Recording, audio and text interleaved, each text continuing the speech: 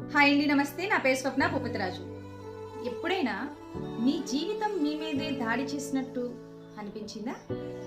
మీకు ఒక చిన్న కథ చెప్తాను. ఒక అమ్మాయికి ఇంట్లో అందరూ ఉన్నా ఒంటరిగానే అనిపించేది. అప్పుడప్పుడు ఎవరికీ తెలియకుండా తనలో తానే ఏడుస్తూ ఉండేది. అప్పుడు అమ్మ గమనించి ఒక మాట చెప్పారు.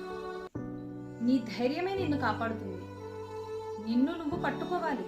లేదంటే ఈ ప్రపంచం నిన్ను దించేస్తుంది, దాటుకుని వెళ్ళిపోతుంది, దిగజారేలా చేస్తుంది అని. ఒకరోజు ఆమె గుండె గట్టిగా మాట్లాడింది. నా బాధ నా బాధ్యత, కానీ నా బలహీనత కాదు అని.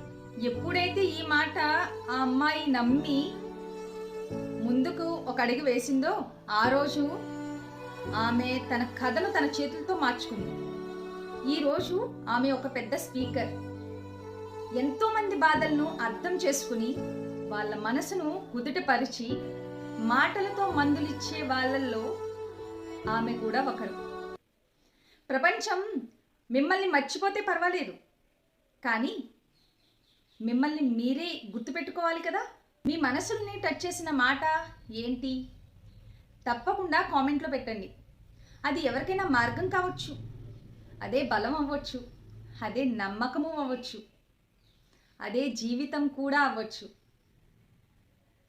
మరి పెడతారు కదా.